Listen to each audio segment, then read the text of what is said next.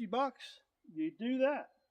If you have the extra $50, I mean, a 68cc saw, I've had that 3 heating seasons now, for under $200 now, and I have had